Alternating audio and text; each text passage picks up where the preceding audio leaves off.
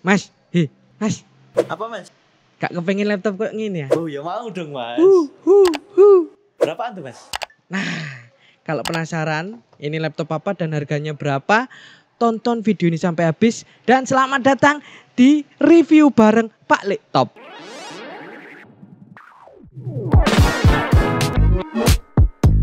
Halo semuanya sahabat Bikom, gimana kabar kalian? Mudah-mudahan baik-baik saja. Dan kali ini Pak Laptop ada satu laptop baru lagi nih. Laptop 2-in-1 yang paling baru dari Lenovo, yang semuanya serba baru. Prosesor baru, terus RAM baru jenisnya, storage baru, layar kekinian, pokoknya serba baru. Ini itu adalah Lenovo IdeaPad 5 2-in-1 yang pakai AMD 8000 series. Nah, sebelum kita bahas secara mendetail, ketika kalian nanti beli laptop ini, apa aja yang didapat? Yang pertama jelas ini nih laptopnya. Terus charger, jangan lupa, kalau nggak ada charger kan nggak hidup ya. Kita B. Nah, terus ini yang menjadi nilai jual lebih dari laptop yang satu ini, yaitu stylus pen. Jadi laptop ini dia mendapatkan stylus pen juga. Yo digawe ini, ngono. Apa iku? Engko tak praktek nih ya. Selanjutnya kita bahas desain dan materialnya dulu. Jadi secara umum laptop ini adalah tergolong laptop 2-in-1, 2 dalam 1, karena bentuknya bisa diubah-ubah bentuk. Sebenarnya bukan 2-in-1 ini, 4-in-1. Karena bentuknya bisa diubah menjadi 4 mode. Ada mode 10 kayak gini, terus ada mode laptop seperti biasa, ada mode tablet yang dilipat seperti ini, dan juga ada mode, ini mode apa Mas? Yang kayak gini nih Mas. Mode nonton itu Mas, jengking. Oh, ini namanya mode jengking ya. Jadi ada 4 mode teman-teman, 4 mode yang bisa digunakan di laptop Lenovo IdeaPad 5 2-in-1 ini. Materialnya sendiri, si laptop ini menggunakan semuanya, dia menggunakan polikarbonat.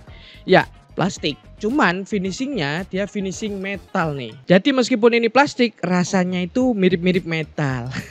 Karena finishingnya pakai metal. Selanjutnya, untuk berat dari laptop ini itu 1,6 kg. Laptop yang terbilang ringan nggak Mas? Ringan dong. Ringan ya. Ini laptop ringan ya, tergolong ringan. 1,6 kg untuk sebuah laptop 2-in-1. Nah, kemudian dari segi material maupun desain itu tadi udah kita bahas. Sekarang kita bahas I/O portnya. I/O portnya ini di sebelah kanan itu ada 2 kali USB Type A, USB 3.2 Gen 1, dan salah satunya itu support always on USB. Ada micro SD card reader dan power on off. Di sebelah kiri ada HDMI 2 kali USB Type C 10 Gbps, yang dimana sudah support USB power delivery 3.1 dan DisplayPort 1.4. Kemudian ada audio jack combo. Kemudian kita beralih ke bagian yang sering kita dulek-dulek. Apa itu Mas? Keyboard. Nah, keyboardnya. Jadi keyboardnya ini dia menggunakan keyboard backlit LED dengan tiga mode sebenarnya. Ada auto, kemudian ada mode yang gelap atau nggak terlalu terang, ada yang paling terang. Dan untuk feel ngetiknya ini keyboard udah lumayan banget ya, karena ini dari seri IdeaPad 5. Jadi ya untuk keyboardnya mirip-mirip IdeaPad 5 lainnya. Dan di bagian touchpadnya ini letaknya itu sejajar dengan tombol keyboard, dan ukurannya itu 7,5 x 12 cm. Yang menurut Pak Laptop ini ukuran touchpadnya udah luas banget. Kalian itu bisa sampai berseluncur di touchpadnya, sampai gini-gini itu bisa. Dan ini support multi touch ya. Apa itu Le? Yang gini-gini tadi. Ya. Oke gas. Oh ya, ada satu lagi yang ketinggalan. Ini di bagian pojok bagian bawah keyboardnya itu ada sebuah fingerprint scanner. Ini untuk keamanan biometrik kalian. Nah, sekarang beralih ke bagian ini nih. Yang utama, menu utama dari laptop ini. Seperti namanya, 2-in-1. Dan udah bisa dibentuk seperti ini, berarti layarnya atau display dari laptop ini itu touchscreen, layar jejak, layar sentuh ya teman-teman ya. Rusak di jejak Le. Ya rusak jelas. Di display ini dia ukurannya 14 inci. Cuman di sini resolusinya, kenapa saya tadi di awal bilang ini displaynya kekinian, karena resolusinya dia menggunakan resolusi WUXGA ya, seperti laptop kemarin. Itu 1920 x 1200 pixel dan rasionya 16 banding berapa berarti Mas? 10 Mas ya. Hebatnya nih Mas ya. Hebatnya. Ini hebatnya. Gimana? Si display laptop ini sudah mengantongi sertifikat TUV Rainland Low Blue Light. Waduh, apa itu, Le? Opo, aku yang bocor bingung Mas. Jadi ini adalah sertifikasi keamanan layar untuk cahaya biru yang membahayakan. Layar ini kalau meskipun itu dipakai agak lama, karena sudah mendapat sertifikasi blue light, untuk efek kerusakan ke mata itu lebih sedikit dibandingkan dengan layar yang tidak memiliki TUV Rainland Low Blue Light sertifikat gitu. Ben gak gampang rabun yo, Le. Nah, kemarin yang rabun-rabun itu pakai ini aja biar ketika melihat itu adem seger ngono kan. Permukaan layar dari laptop ini karena touchscreen-nya glossy lah ya. Sayangnya ini Mas, sayang 1000 sayang. Color gambutnya 45% NTSC. Jadi ya sayang banget gitu. Kenapa nggak langsung dijoskan ke 100% sRGB gitu? Kan? Sayang Mas ya, nanggung gitu ya. Nanggung. Ini masukan untuk Lenovo selanjutnya. Nah, selanjutnya ini jadi nilai jual lagi atau nilai plus dari laptop yang satu ini, yaitu di bagian webcam.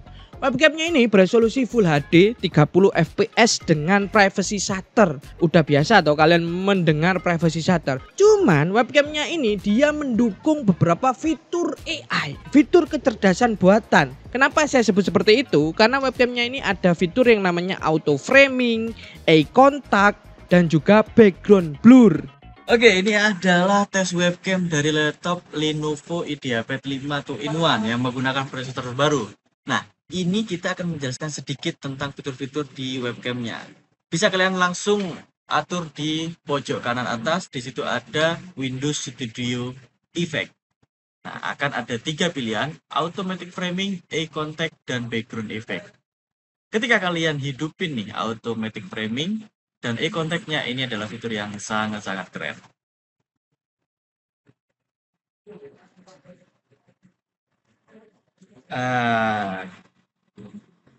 Sedap. Siap, bosku.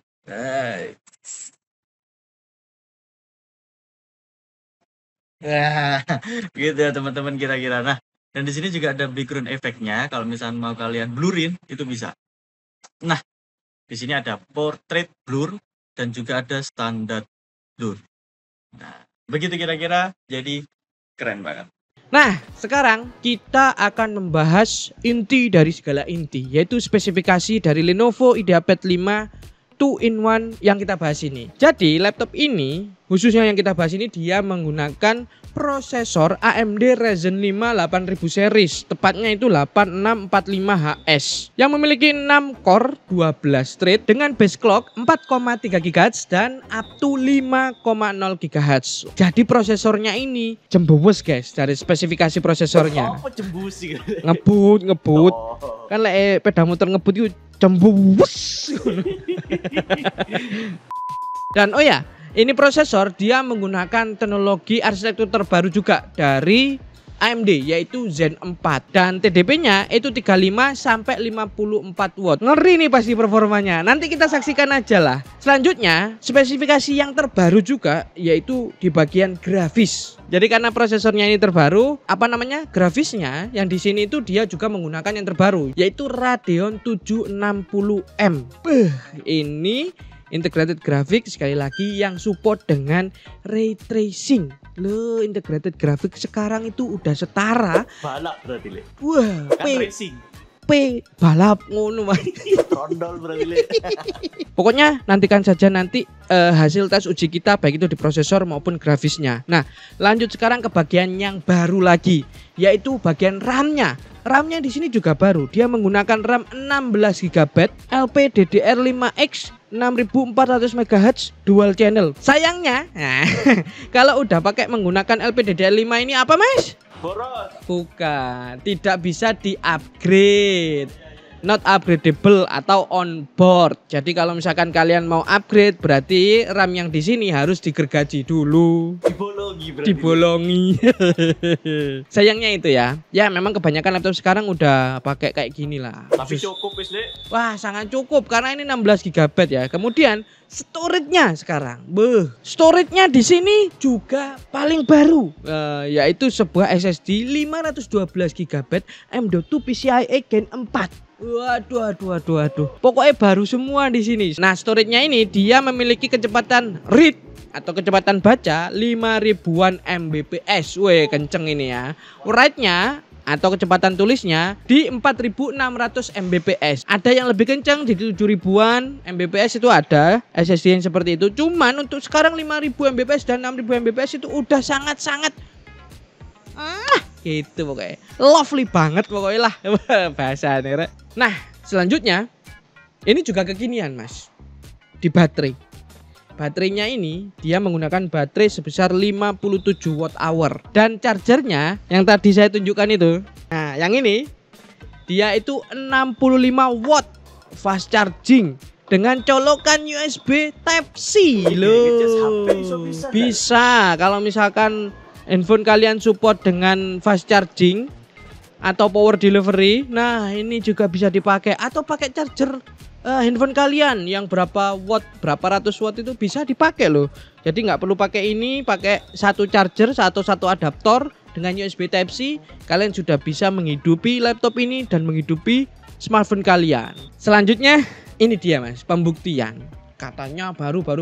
Apakah performanya sebaru itu juga? Nah, kita bahas bagian performa sekarang. Oke, seperti biasa kita uji dulu di software sintetis. Perbandingan antara, sebelumnya ini, Mas, si laptop ini dia memiliki beberapa mode performa. Ada mode silent, auto, sama performance, Mas ya. Nah, ini bisa diatur di Lenovo Vintage atau kalian bisa atur juga menggunakan tombol shortcut FN plus key. Itu langsung bisa kalian atur dan kalian bisa menyesuaikan kebutuhan kalian, mau yang performanya kenceng atau mau performa yang hemat daya. Itu bisa diatur dari situ. Kita uji di laptop ini perbandingan antara performa silent dan juga mode performa turbo atau paling mentoknya. Nah, di sini kelihatan banget baik itu di Zenbench R15, R20, R23 ataupun di Geekbench ataupun di mana aja itu ada sedikit perbedaan performance di sini, bahkan jauh ya menurut saya di sini.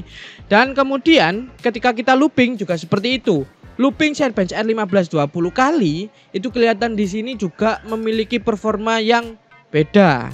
Cuman memang kalau kalian sekali lagi, kalau kalian pengen laptop ini itu kenceng banget, ya gunakan mode performance atau mode turbonya tadi. Dengan catatan baterainya pasti akan lebih cepat habis dibandingkan dengan mode baterai saver atau silent tadi gitu. Kalau dari segi stabilitas di Zenbench tadi R15 looping itu 20 kali kelihatan banget di sini yang lebih stabil sebenarnya yang silentnya lebih stabil. Enggak, deng. Ini hampir sama semuanya lah. Bisa dibilang stabil untuk laptop yang satu ini. Kemudian untuk tes software sintetis di GPU-nya atau grafiknya, kita ada 3D Mark. Di sini ada 3D Mark Tenspy, Firestone dan juga Nitrate. Untuk 3D Mark Tenspy dia mendapatkan skor grafik 2367. 3D Mark Firestone mendapatkan skor 7085 dan 3D Mark Nitrate itu mendapatkan skor 31345 poin. Mantap pokoknya laptop ini untuk performa sintetisnya. Tapi kalau cuma sintetis kan tidak membuktikan apa-apa toh, Mas.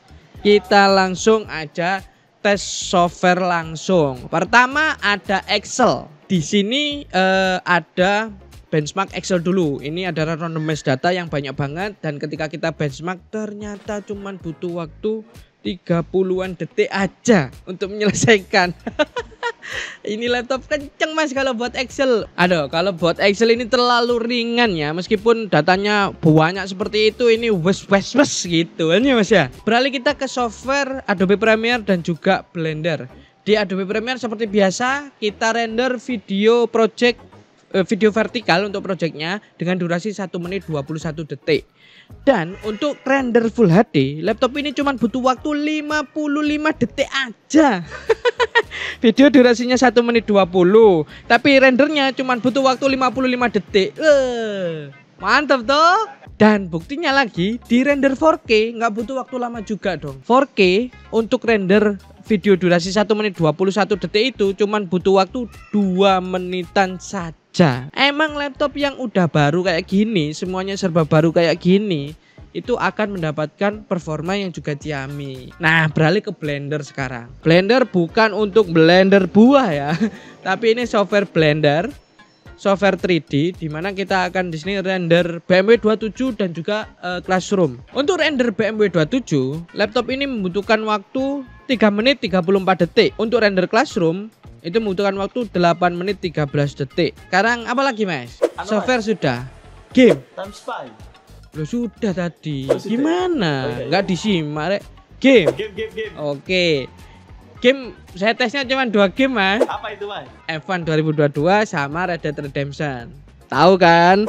Red Dead Redemption ini berat toh. Jadi F1 2022 dulu sekarang. F1 2022 kita setting di resolusi Full HD 1080 dan juga kita pakai preset ultra low. Di preset ini laptop ini mendapatkan average FPS 80 FPS. Luar biasa, integrated grafik dapat 80 FPS loh ini. Nah, beralih ke game yang lebih berat yaitu Red Dead Redemption 2. Di sini kita setting favor performance untuk presetnya dan resolusinya Full HD. Favor performance itu dimentokkan ke kiri teman-teman ya. Dan ternyata average laptop ini ketika menjalankan Red Dead Redemption 2 itu menghasilkan average FPS 30-an FPS.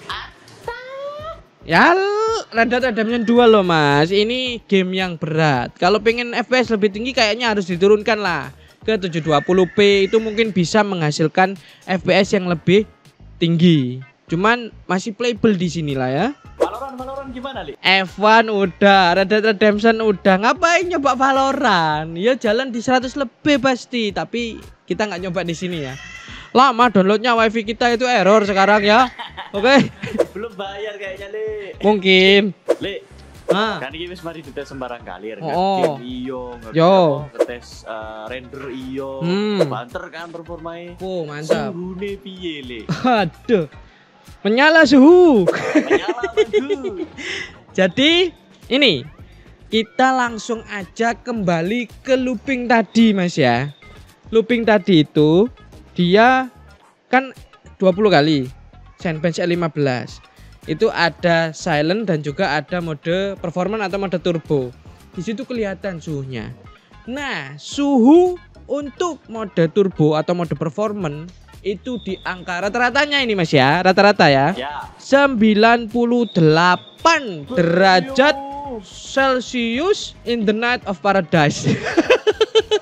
Menurut saya untuk di performance atau di mode mentoknya ini suhunya lumayan, bukan lumayan sih, udah mulai memperhatinkan. Ngomong over Riley. Enggak.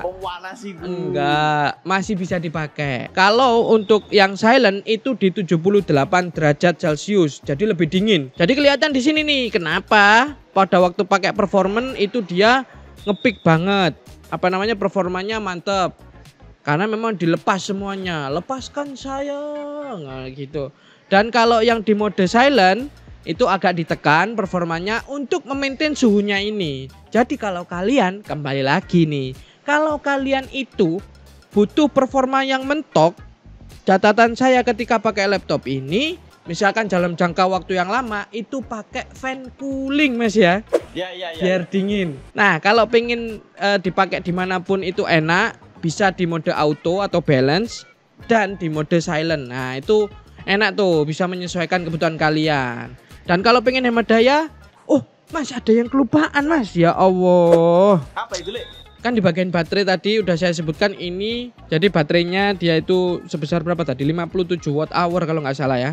Dan menggunakan charger USB Type-C. Ternyata mas di sini kalau kalian lihat itu di Lenovo Vintage itu ada beberapa mode pengecasan. Mode untuk mengatur casnya. Ada yang conservation mode, itu dia akan berhenti di 60 sampai 70%. Ada mode rapid charge, itu untuk supaya biar lebih kenceng ngecasnya. Kalau kalian keburu ini dipakai nggak apa-apa, tapi saran saya kalau misalkan ini dipakai biasa aja dan itu dicasnya di rumah, jangan pakai rapid cas ini. Dan yang paling luar biasa itu adalah adanya yang overnight charge kalau nggak salah itu Mas. Nah itu mode itu bisa menyesuaikan aktivitas kalian. Jadi laptop ini itu bisa menyesuaikan ketika kalian ngecas malam-malam dan kapan biasanya kalian menghidupkan lagi laptopnya. Nah, pada saat kalian tidur di malam hari, laptop ini chargernya akan otomatis dia berhenti tuh di 80%. Nanti ketika kalian ingin bangun, jadi ini berdasarkan kebiasaan kalian ya, dia akan kembali mengisi untuk melanjutkan ke 100%. Pinter kan laptop ini Mas ya? Dari segi baterai luar biasa loh. Jadi seperti itu, laptop yang berdasarkan AI istilahnya. AMD Ryzen 5 AI ternyata sepinter ini gitu loh Mas. Gimana menurut Anda Mas? Oh lah aku ya tuku gile. Beli ya? Fitur-fiturnya lengkap ya, Beli, fitur lengkap, spesifikasi terbaru. Yang disayangkan tadi itu Mas, layarnya masih belum 100% sRGB, 45% NTSC. Kemudian apalagi mungkin Mas? RAM yang nggak bisa di-upgrade. Ini mungkin untuk teman-teman yang suka upgrade atau suka oprek-oprek nggak bisa lah. Tapi rata-rata sekarang laptop seperti itu. Jadi ya sudah gitu. Terima ini 16 GB udah cukup. Apalagi ini LPDDR5X dengan kecepatan 6500 MHz. Wes, mantep. Nah, apalagi? Udah mau tutup ini penutupan? Enggak, aku takon iki penting iki. Ya apa. Regane piye, Le? Oh iya. Jadi ini Mas, gak usah kaget dulu ya. Harga dari laptop ini Tarang iki. 1 jutaan. 1 jutaan tuh kok dia laptop kayak gini 1 jutaan Le. Bangkrut jendewe Mas ya. Jendewe toko bangkrut aja. Jadi teman-teman ini harganya adalah kan tadi 1 jutaan. Bener itu Mas, awalnya 1. Tapi ditambahi 1 lagi. 11 jutaan. Tapi ingat ya, 11 jutaan dapat laptop kayak gini ya. Semuanya serba baru, udah mendapatkan fitur-fitur AI yang kekinian, fiturnya melimpah dan lagi ini loh. Enak ini kira iso laptop, iso pen, iso tablet. Iso model apa? Model apa ini mau? Jengking, Le. Jengking ya. Menurut Pak Laptop, harga 11 jutaan udah sangat worth it dengan performa yang tadi kalian bisa lihat juga. Gimana?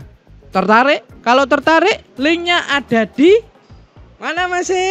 Di deskripsi. Di deskripsi. Langsung check out. Langsung aja check out di situ dan jangan lupa like, comment, share dan subscribe. Jangan lupa komen juga di bawah mau review laptop apa lagi ya yang akan kita bahas. Jadi begitu ya teman-teman, itu adalah pembahasan mengenai Lenovo IdeaPad 5 2-in-1 yang paling baru. Sebenarnya ada versi yang Core i5, ada versi yang Core i7, bukan Core i Mas ya, Core 5, Core 7 Mas ya. Ya, betul. Nah, itu juga AI juga dari Intel. Nah, nanti kita bahas kalau misalkan kalian tertarik. Gimana kalau misalkan ada request itu ya kita bahas atau mau dibanding-bandingkan? OBB gimana? Hah? Boleh ya. Sama-sama IdeaPad 5 2-in-1 tapi beda prosesor. Oke, saya kira cukup Mas ya untuk kali ini. Sip. Ketemu lagi di video-video berikutnya dan saya Pak Laptop undur diri dari review Lenovo IdeaPad 5 2-in-1. Dadah, bye bye. Jangan lupa subscribe loh. Tampilin nggak subscribe. Awas on.